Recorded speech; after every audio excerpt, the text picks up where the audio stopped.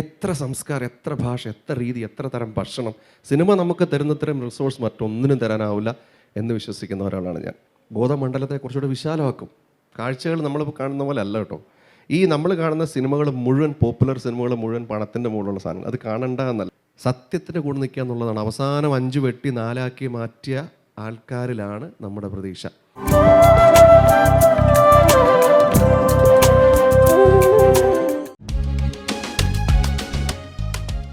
റെഡിയാണോ LBS കാരെ? Ready? Okay. അപ്പോൾ നമുക്കൊരു 2 ലൈൻ പാട്ട് കേൾക്കാം. കുഴപ്പമില്ലല്ലോ? ഓക്കെ. അനുരാഗാനം പോലെ, അഴകിൻ്റെ അല പോലെ, ആരു നീ ദേവതേ. കോഴിക്കോട് ഒരു മനുഷ്യൻ, ഈ കഥയായിരിക്കുമേ, എനിക്കറിയാൻ പാടില്ല, ഈ പാട്ട് മാത്രമേ പാടുള്ളൂ ജീവിതത്തിൽ. ഈ പാട്ട് പാടിയതാരാന്നറിയോ? ഇയാളോ? P. ജയചന്ദ്രൻ. മലയാളത്തിലെ ഏറ്റവും മനോഹരമായ പാട്ടുകൾ പാടിയിട്ടുള്ള മനുഷ്യനാണ്. ഭാവഗായകൻ, ഭയങ്കര ഭാവമാണ് പുള്ളിയുടെ. ജയചന്ദ്രൻ്റെ വേറെ ഏതെങ്കിലും പാട്ട് നിങ്ങൾക്കറിയാവോ? ഒറ്റ സെൻറ്റൻസ് പറഞ്ഞാൽ നമുക്ക് സിനിമയിലേക്ക് എടുക്കാം. ജയചന്ദ്രൻ യേശുദാസ് തമ്മിലുള്ള വ്യത്യാസം ആർക്ക് പറയാൻ പറ്റും? ജയചന്ദ്രൻ യേശുദാസ് തമ്മിലുള്ള വ്യത്യാസം, യേശുദാസിന് കുറച്ചുകൂടി താടിയുണ്ട്. അതല്ല, അങ്ങനല്ല, പാട്ട്.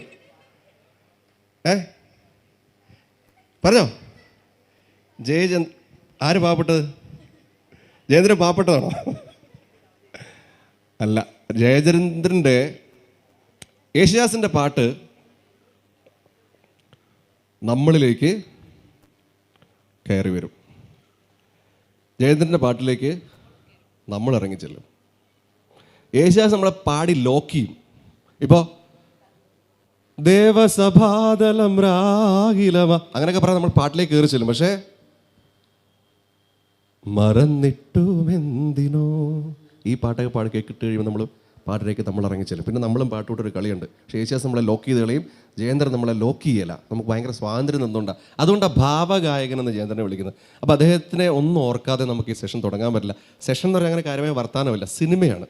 സിനിമേൻ്റെ പേര് വർത്താനമല്ല, സിനിമ കാണുകയാണ് വേണ്ടത്. പിന്നെ നിങ്ങൾ ഈ ചേട്ടാ മറ്റേ കേട്ടോ, നമ്മൾ ഈ കണ്ട പോലെ നിങ്ങളുടെ ഈ റീലിനകത്ത് സിനിമ, മമ്മൂട്ടിയുടെ സിനിമ, മോഹൻലാലിൻ്റെ സിനിമ, പൃഥ്വിരാജിൻ്റെ സിനിമ, അങ്ങനത്തെ സിനിമയായിട്ട് ബന്ധപ്പെട്ടല്ല കേട്ടോ നമ്മൾ സംസാരിക്കുന്നത്. നമ്മൾ സംസാരിക്കുന്നത് വേറെ തരം ചില സിനിമകളെ സംബന്ധിച്ചാണ്. എങ്ങനെ സിനിമ കാണാം. ചെറിയ കുട്ടി എന്നോട് പറഞ്ഞിരുന്നത് 7ാം ക്ലാസ് വരെയുള്ള കുട്ടികൾ തന്നെ. പക്ഷേ ഇപ്പോൾ എനിക്ക് കുറച്ചുകൂടെ മുതിർന്ന കുട്ടികളെയാണ് മുമ്പിൽ വന്നിരിക്കുന്നത്. നമ്മൾ ആദ്യം കാണാൻ പോകുന്നത് എ ചേറി ടെയിൽ എന്ന് ഒരു കനേഡിയൻ സംവിധായകനായ നോർമൻ മക്ലാരൻ്റെ എ ചേറി ടെയിൽ എന്ന് പറഞ്ഞാൽ ചിലർ കണ്ടിട്ടുണ്ടാവും. ചേറി ടെയിൽ എന്നൊരു സിനിമയാണ്. 10 മിനിറ്റുള്ള 2-3 സിനിമകളാണ് നമ്മുടെ സെറ്റിലുള്ളത്. നമ്മുടെ സമയം ഓഡിയൻസിന് നോക്കിയിട്ട് നമുക്ക് റീഅറേഞ്ച് ചെയ്യാം. ശ്രദ്ധിച്ച് കാണണം. ലോകത്തിലെ ഏറ്റവും മികച്ച ഹ്രസ്വചിത്രങ്ങളിലൊന്നാണ്. ലോകത്തിലെ ഏറ്റവും മികച്ച കുറച്ച് ഹ്രസ്വചിത്രമാണ് ഞാൻ കൊണ്ടുവന്നിരിക്കുന്നത്. അപ്പോൾ അതിനകത്ത് കുറച്ചെണ്ണം നമുക്ക് കാണാം. പക്ഷേ അത് എങ്ങനെ നിങ്ങൾ പെർസീവ് ചെയ്യുന്നു, ഞാൻ പറഞ്ഞു, ഇതൊരു ക്ലാസ് പോലെ ആയിരുന്നു സെഷൻ. എങ്ങനെയാണ് ഈ സിനിമ കാണുന്നത്? നമ്മൾ സാധാരണ സിനിമ കാണാൻ നമ്മളിപ്പോൾ രേഖാചിത്രം കാണണമെങ്കിൽ തിയേറ്ററിൽ പോയാൽ മതി, പോപ്പുലർ സിനിമ ആണെങ്കിൽ അങ്ങനെ ചെയ്യാം, ഫെസ്റ്റിവലുകളിൽ പോയാൽ മതി. അങ്ങനെ അല്ലാതെ ഒരു സിനിമാ സംസ്കാരം നമുക്ക് എങ്ങനെ ഉണ്ടാക്കിയെടുക്കാം എന്നൊക്കെ ഒന്ന് പറഞ്ഞു തുടങ്ങാമെന്ന് വെച്ചിട്ടാണ് ഈ ക്ലാസ് ഡിസൈൻ ചെയ്തിരിക്കുന്നത്. അപ്പോൾ സിനിമ കൃത്യമായിട്ട് കാണുക. ഇതിനകത്ത് ഇത് കാഴ്ചയുടെ മാത്രമല്ല, കേൾവിയുടെയും കൂടിയാണ്. ചതുർലാൽ എന്ന് കേട്ടിട്ടുണ്ടോ? ആ വഴിയില്ല. ഇന്ത്യ കേട്ട ഏറ്റവും മികച്ച തബലിസ്റ്റാണ് ചതുർലാൽ. രവിശങ്കർ കേട്ടിട്ടുണ്ടോ? സിത്താർ അല്ലേ? രവിശങ്കറും ചതുർലാലുമാണ് എൻ്റെ മ്യൂസിക് ചെയ്തിരിക്കുന്നത്. തബല കേൾക്കാം, എൻ്റെ വിഷ്വൽസ് കാണാം. 1967 സിനിമയാണ്, ബ്ലാക്ക് ആൻഡ് വൈറ്റ് ആണ്, ചേറി ടെയിൽ. എന്നിട്ട് ഇത് കണ്ടതിന് ശേഷം നിങ്ങൾക്ക് what do you feel about the movie? നിങ്ങൾ എന്ത് കൺസീവ് ചെയ്ത്, ഇതെങ്ങനെയാണ് ഒരു നല്ല സിനിമയോ മോശം സിനിമയോ മാറുന്നത്? നിങ്ങളുടെ അഭിപ്രായം പറയണം. 10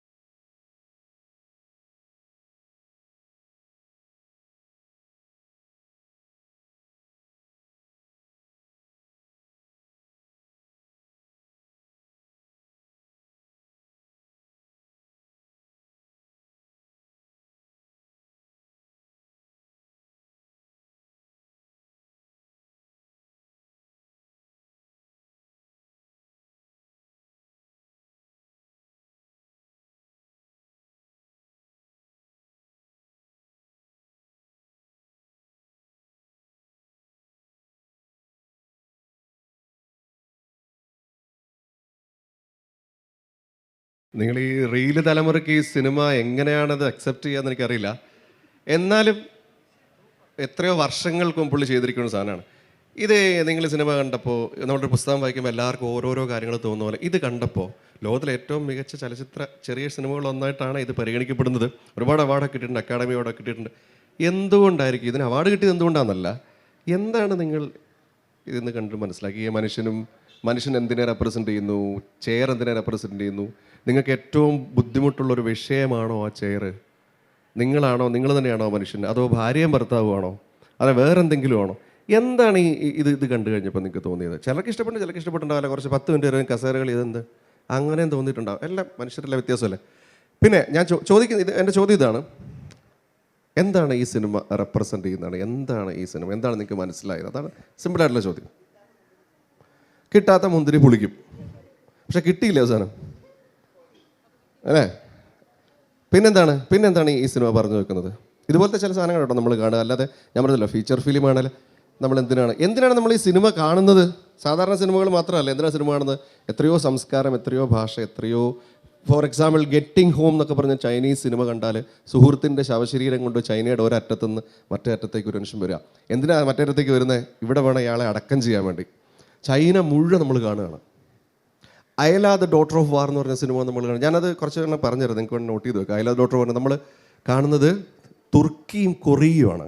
തുർക്കിയും കൊറിയയും തമ്മിലൊരു യുദ്ധത്തിൻ്റെ സമയത്തൊരു അറ്റാച്ച്മെൻറ്റ് ഉണ്ടായിരുന്നു. ആ സമയത്ത് നടന്നൊരു കഥ. അല്ല, ടൈഗർ ദ മൗണ്ടൻ ലോഡ് എന്ന സിനിമ കാണുമ്പോൾ നമ്മൾ എന്താണ് കാണുന്നത്? നമ്മൾ ജപ്പാനാണ് കാണുന്നത്. ഹെയ്തി എന്ന് പറഞ്ഞ സിനിമ കാണുമ്പോൾ നമ്മൾ ആൽപ്സ് പർവ്വതനിരയും ജർമ്മനിയാണ് കാണുന്നത്. എത്ര സംസ്കാരം, എത്ര ഭാഷ, എത്ര രീതി, എത്ര തരം ഭക്ഷണം. സിനിമ നമുക്ക് തരുന്നത്രയും റിസോഴ്സ് മറ്റൊന്നിനും തരാനാവില്ല എന്ന് വിശ്വസിക്കുന്ന ഒരാളാണ് ഞാൻ. പറയൂ, നീ ഭയങ്കരമായിട്ട് ചിരിക്കുന്നുണ്ടോ? ഒന്ന് പറഞ്ഞേ. നല്ല സിനിമ, ഒരു രക്ഷയില്ല. വിഷയം അത്ര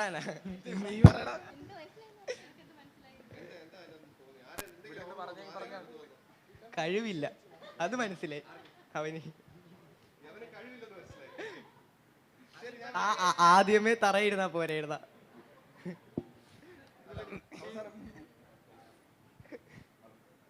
പക്ഷെ ലാസ്റ്റ് ഇരുന്ന ട്രിക്ക് മനസ്സിലായില്ല. ഇത് 2 പ്രാവശ്യം ഇത് കാണിക്കണം. ഞാൻ കുറച്ചുകൂടെ ചോദിച്ചു, സാറേ ഏത് പടമൊക്കെ കാണിക്കണം എന്ന് ചോദിച്ചപ്പോൾ പുള്ളി എന്നോട് പറഞ്ഞ മനുഷ്യൻ പറഞ്ഞത് ഇത് 2 പ്രാവശ്യം കാണിക്കണം. പക്ഷേ 2 പ്രാവശ്യം കാണാൻ ക്ഷമ നിങ്ങൾക്കില്ല, എണ്ണോ നിങ്ങളിലില്ല. അതുകൊണ്ട് 2 പ്രാവശ്യം അല്ല കാണേണ്ടത്. എങ്ങനെ അവസാനം ആ കസേരയിൽ അയാൾ ഇരുത്തിയത് എങ്ങനെയാ? അയാൾ കസേരയായിട്ട് മാറി അല്ലേ? അവർ തമ്മിൽ ഭയങ്കരമായിട്ടൊരു മ്യൂച്വൽ റെസ്പെക്ട്. ഞാൻ കസേരയായിട്ട് മാറി, നമ്മൾ തമ്മിൽ വ്യത്യാസമൊന്നുമില്ല. നമ്മൾ രണ്ടുപേരും ബാലൻസ് ഉള്ളവരാണ്, രണ്ടുപേരും തുല്യരാണ്, സമഭാവന ഉള്ളവരാണ്. നമ്മൾ രണ്ടുപേരും തമ്മിൽ വ്യത്യാസമൊന്നുമില്ല എന്ന് കസേരയ്ക്ക് മറ്റൊരു കസേരയായിട്ട് അയാളെ ഐഡൻറ്റിഫൈ ചെയ്യാൻ പറ്റിയപ്പോഴാണ് കസേര ഇരിക്കാൻ സമ്മതിച്ചത് അല്ലേ?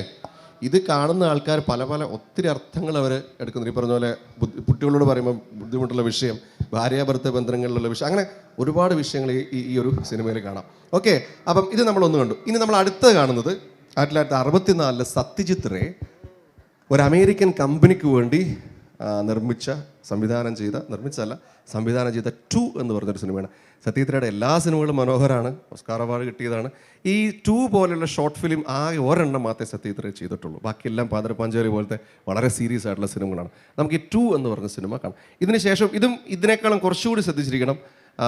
സത്യജിത് റേയുടെ ഏറ്റവും മികച്ച ചിത്രങ്ങളിൽ ഒന്നാണത്. അപ്പോൾ ഇതിന് ശേഷം ഞാൻ ചോദ്യം ചോദിക്കും. അപ്പോൾ നമ്മൾ വൃത്തിയായിട്ട് ശ്രദ്ധിച്ചിരുന്ന് സെൻസിബിളായിട്ട് ഉത്തരം പറയാം. Okay, let's go to 2. ഇതിനകത്ത് കുറേ ഓപ്പോസിഷൻസ് ഉണ്ട്. വൈരുദ്ധ്യാത്മകത എന്ന് പറയുന്ന സാധനം, കുറേ അപ്പുറം ഇപ്പുറമുള്ള സാധനങ്ങൾ എന്തൊക്കെയാണെന്ന് കണ്ടുപിടിച്ചോ.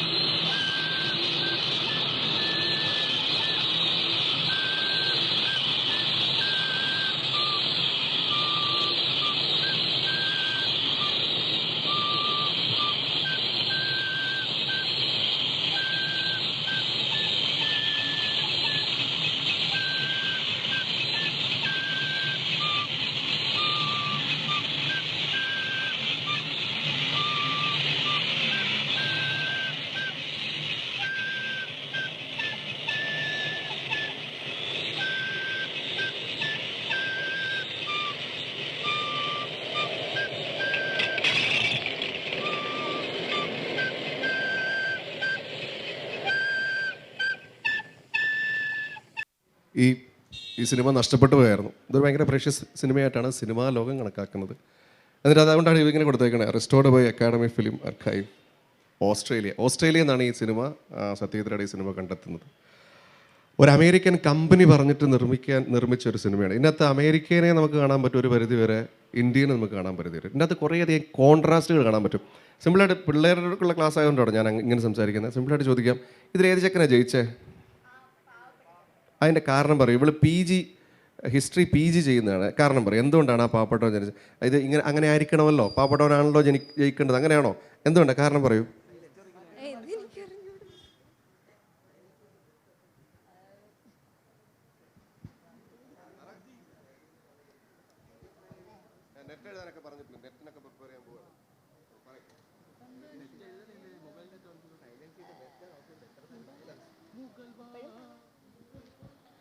ഒരു പണക്കാരനായ ചെക്കൻ്റെ കയ്യിലുള്ളത് മുഴുവൻ ആർട്ടിഫിഷ്യൽ സാധനമായിരുന്നു അല്ലേ? മറ്റവൻ്റെ കയ്യിലുള്ളതോ മുഴുവൻ സർഗാത്മകമായ കാര്യങ്ങളായിരുന്നു. അവൻ സ്വന്തമായിട്ടാണ് ആ ഫ്ലൂട്ട് വായിക്കുന്നത്, സ്വന്തമായിട്ടാണ് ഡോലക്ക് കൊട്ടുന്നത്. മറ്റവൻ ഒന്നും സ്വന്തമായിട്ട് ചെയ്യുന്നില്ല. എല്ലാം പാവേ അതും ഇതെല്ലാം കാണിച്ച് അവസാനം അവൻ ഉണ്ടാക്കി വെച്ച കെട്ടിടം തകർന്നു പോയി. അവസാനം എന്താ സത്യം ഇത്രയും പറയാൻ ശ്രമിക്കുന്നത്? മറ്റവൻ അവൻ്റെ സ്വാഭാവികമായ സന്തോഷത്തിലേക്കും ക്രിയേറ്റീവിലേക്കും അതിസ്വാഭാവികമായി തിരിച്ചുപോയി. ഇവൻ അത് നശിപ്പിച്ചതല്ല, നശീകരണവും ആവിഷ്കാരവും തമ്മിലുള്ള വ്യത്യാസം. ഒരുപക്ഷെ അമേരിക്കയും ഞാൻ ഇങ്ങനത്തെ സിനിമകൾ, ഇങ്ങനത്തെ കാഴ്ചകൾ, ഈ രീതിയിലുള്ള നോട്ടങ്ങൾ വേണമെന്ന് പറയാൻ വേണ്ടിയിട്ടാണ് ഇങ്ങനെ സെലക്ട് ചെയ്തത്. അല്ലെങ്കിൽ നമ്മൾ ഫീച്ചർ ഫിലിം സെലക്ട് ചെയ്തേനെ. മിനിഞ്ഞാന്നോ മറ്റന്നാൾ അപ്പുറം എവിടെയുണ്ട് യൂട്യൂബിലുണ്ട് നിങ്ങൾ ഇഷ്ടപ്പെടുന്ന ഒരു സിനിമ കൊണ്ടുവന്ന് കാണിക്കായിരുന്നു. എന്തിനാണ് ഇങ്ങനത്തെ സിനിമ കാണിക്കുന്നത്? ഇത്തരം കാഴ്ചകൾ നമ്മുടെ ബോധമണ്ഡലത്തെ കുറച്ചുകൂടെ വിശാലമാക്കും. കാഴ്ചകൾ നമ്മൾ കാണുന്ന പോലെ അല്ല കേട്ടോ. ഈ നമ്മൾ കാണുന്ന സിനിമകൾ മുഴുവൻ, പോപ്പുലർ സിനിമകൾ മുഴുവൻ പണത്തിൻ്റെ മുകളിലുള്ള സാധനങ്ങൾ. അത് കാണണ്ട എന്നല്ല, അതിനൊപ്പം ഇത് ചെറിയ സിനിമകൾ, ഇത്തരം നല്ല സിനിമകൾ കൂടി കാണണം. നമ്മുടെ ഉള്ളിലേക്ക് ഒരു വലിയ പുഴ വന്ന് നിറയുന്നത് നമുക്ക് കാണാൻ പറ്റും നല്ല സിനിമകൾ കണ്ടാൽ. ഒരു ചെറിയ സിനിമയും കൂടെ കാണിച്ച് നമുക്ക് നിർത്താം. എനിക്കൊന്ന് എൻ്റെ സമയം 3:15 അപ്പം 3:15 കഴിഞ്ഞില്ലേ? ഒരു 4 മിനിറ്റ്. ഓക്കെ ആണോ? 4 മിനിറ്റ് ഒരു സാധനം കൂടെ. ബാബക് അൻവാരി എന്ന് പറഞ്ഞ ഒരു സംവിധായകൻ്റെ ഒരു ചെറിയ ഇറാനിയൻ മൂവിയുടെ പേര് തന്നെ വിചിത്രമാണ്. 2+2=5 എന്നാണ്. എനിക്ക് ഫാസിസത്തെ പറ്റി പറയാൻ പറ്റുന്നതോ രാഷ്ട്രീയത്തെ പറ്റി പറയാൻ പറ്റുന്നതായിട്ടുള്ളൊരു വേദിയല്ല ഇത്. പക്ഷേ നിങ്ങൾ എന്താണ് ആ സിനിമയിൽ നിന്ന് മനസ്സിലാക്കുന്നത് എന്ന് ഈ പറഞ്ഞ പോലെ ഒന്ന് കമൻറ്റ് ചെയ്യണം. ഓരോ സിനിമയിലും ഞാൻ കുറച്ചുകൂടി കുട്ടി ഉണ്ടായിരുന്നെങ്കിൽ കുറേ കൂടി സ്പെസിഫിക് ചോദ്യങ്ങൾ ചോദിച്ചാൽ നമുക്ക് ആൾ കുറവായതുകൊണ്ട് കുഴപ്പമില്ല. ഇത് കണ്ടിട്ട് ഇതിൽ നിന്ന് എന്താണെന്ന് മനസ്സിലാക്കാമെന്ന് ഒന്ന് തിരിച്ച് പറഞ്ഞു തരണം. ഓക്കെ, മുതിർന്നവർക്കും പറയാം, കുട്ടികൾക്കും പറയാം. നമുക്കത് കാണാം. 2+2=5 Iranian movie, ബാബക് Anwari.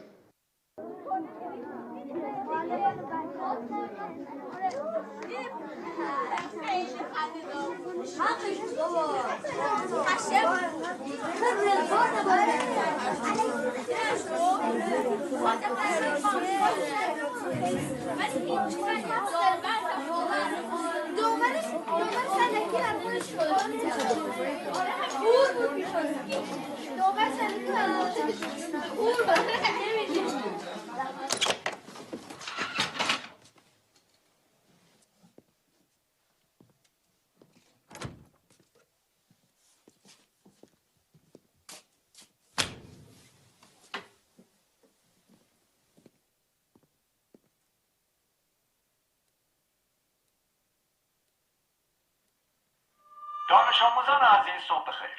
این مدیرتون است که صحبت میکنه. زیاد وقت کلاستون رو نمیگیرم. فقط میخوام اعلام کنم که از امروز تغییراتی در دروس شما رخ خواهد داد. معلمین گرامی این تغییرات رو به توجهتان میرسانند. درخواست من از همه شما عزیزان این است که با هوشیاری آموزش‌های معلم خود را آویزه گوش کنید. مطمئن هستم که شما هم برای خود و هم برای کل مدرسه افتخار آفرین خواهید بود. با تشکر.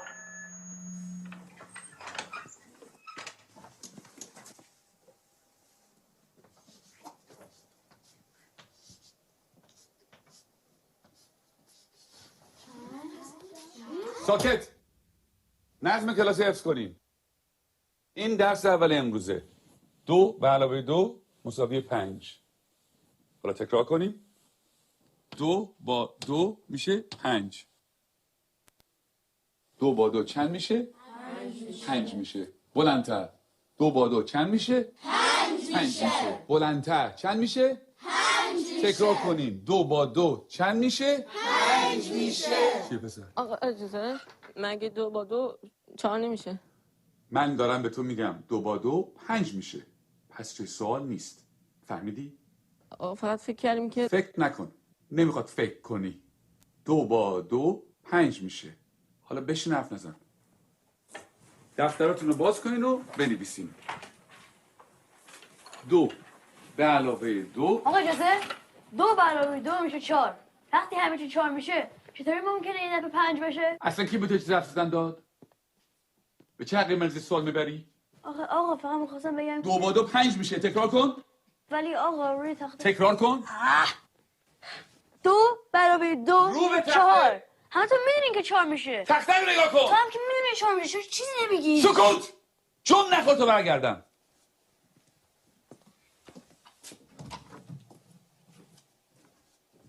شکشه بابا میخوای همه اون تو در سر بندازی. خیلی عصبیش کردم یا پدرشو در میاره. این دانش آموز فکر کنه از همه بهتر میدونه. خیلی روش زیاده. بگو ببینم پسر 2 با 2 چند میشه؟ آقا اجازه 4 میشه آقا. شنیدی؟ باورتون میشه؟ این دانش آموزان از ممتازترین دانش آموزان مدرسه‌ان. الگوی این مدرسه‌ان. یه ذره از اینا یاد بگیریم. بگیم اینا 2 با 2 چند میشه؟ آقا اجازه 5 میشه آقا. آفرین. اینجا پسر.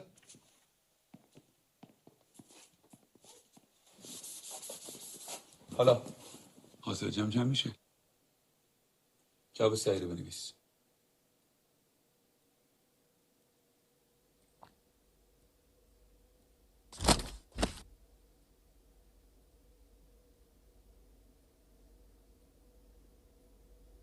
این آخرین فرصته.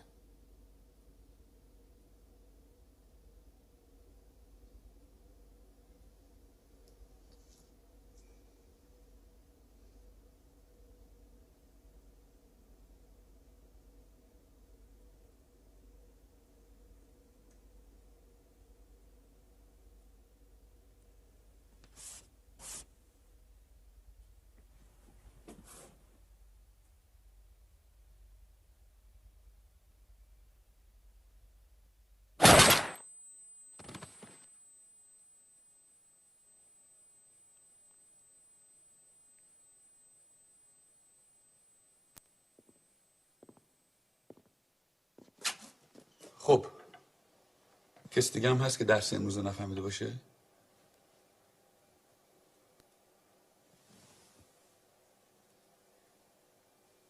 نگاه کن. بریم بیرون.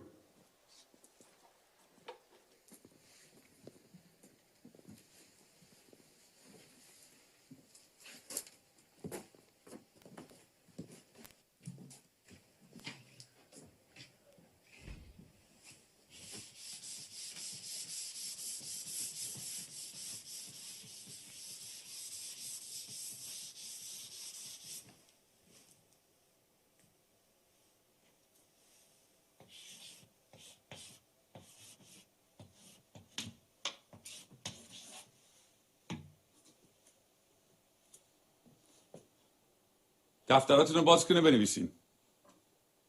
2 به علاوه 2 مساوی 5. همینطور که بنویسین تکرار کنین. 2 با 2 چند میشه؟ 5 میشه. چند میشه؟ 5 میشه. بلندتر چند میشه؟ 5 میشه. بلندتر چند میشه؟ 5 میشه. بلندتر چند میشه؟ 5 میشه. چند میشه؟ 5 میشه. 2 با 2 5 میشه. تکرار.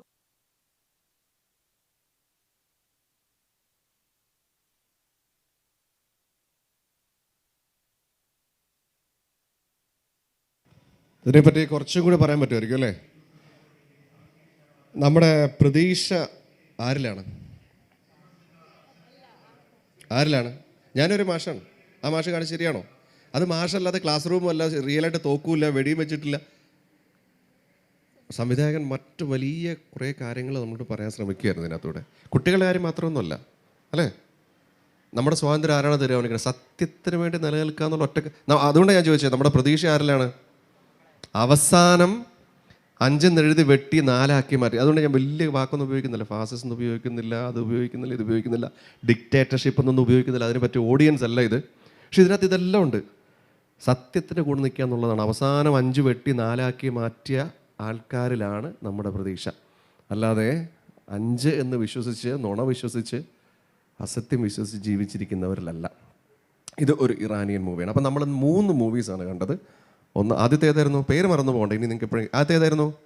Cherry tail. മനുഷ്യരും മറ്റ് സാധ്യതകളും തമ്മിലുള്ള ബന്ധത്തെ സൂചിപ്പിച്ച ചെറി ടെയിൽ. രണ്ടാമത്തേതോ ഒരുപാട് വൈരുദ്ധ്യങ്ങൾ കണ്ട സിനിമയുടെ പേരെന്തായിരുന്നു?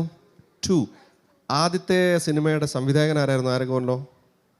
മാക്ലാരൻ അല്ലേ, കനേഡിയനാണ്. രണ്ടാമത്തെ ആരായിരുന്നു? നമ്മുടെ സ്വന്തം സത്യജിത് റേ. മൂന്നാമത് നമ്മൾ കണ്ടത് ഒരു ഇറാനിയൻ മൂവിയാണത്, ബാബക് അൻവാരി. ഈ പേരൊന്നും ഓർത്തിരിക്കേണ്ട, ജസ്റ്റ് ഈ സിനിമകൾ ഓർത്തിരിക്കുക. ഇങ്ങനെയും സിനിമകൾ എടുക്കാമെന്ന് ഓർത്തിരിക്കുക അല്ലേ. നമ്മൾ ആ വെടിവെച്ചപ്പോൾ ഞെട്ടിപ്പോയില്ലേ?